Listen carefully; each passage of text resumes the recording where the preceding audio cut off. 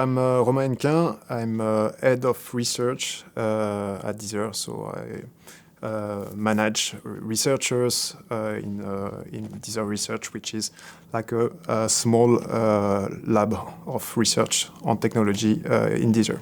So we are actually working pretty much as an academic lab, and we are doing research as an academic lab. We publish a lot of our papers. We publish a lot of our research in scientific conferences in papers. We do a lot of academic collaboration. We have PhD people doing their PhD in-house, and we work on a lot of various topics around application of music streaming service. So we do audio signal processing, we do machine learning for audio, we do natural language processing, and also music listener behavior understanding, and in order to do also music recommendation. But we are a research team, so we don't we don't do production-based stuff, and we are doing research basically. Yeah, so it's some specific aspects of part of the research we are conducting at the moment. So we have quite a big project on AI generated content detection. So trying to detect that some audio signal was generated by generative models such as Suno, Udio, or that kind of thing, or whether it was authentic.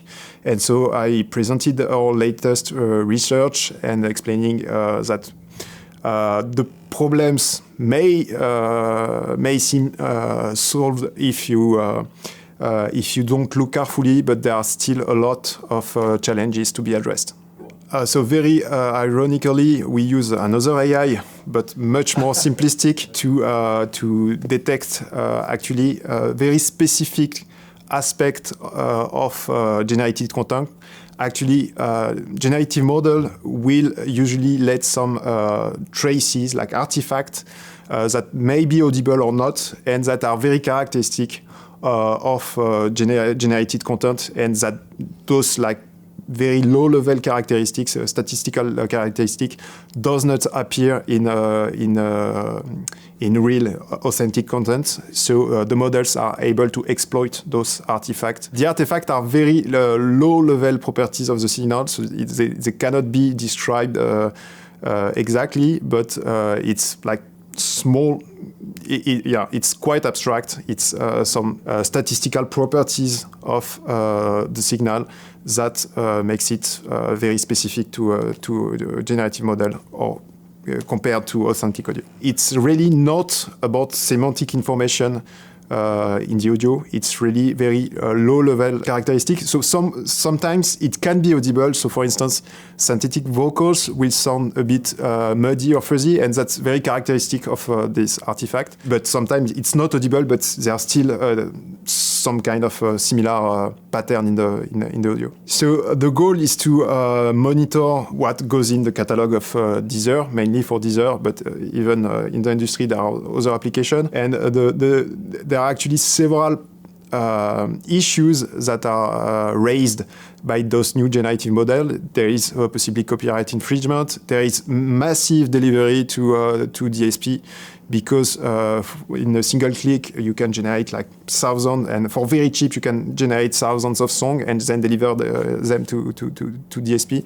So we have a real need to monitor this content and to be able to say, okay, this track was generated, and also it was generated by this model, and we really need that because some companies start to get sued by major labels such as Suno and Udio, and if they get sentenced at some point, we may have to remove all content that was generated by Suno and provided to Deezer from the Deezer catalog, and so we need ways to detect them. Definitely, this is a problem that will need constant update, and this is one of the challenges that remain, and something that I showed in the talk, that the model that we train for detecting AI are very high accuracy, but this accuracy will drop on models that it was not trained on. So if a new model gets released, it will not be able to detect it. So that's a very strong limitation of it. Yeah, first time in California, first time in Liège.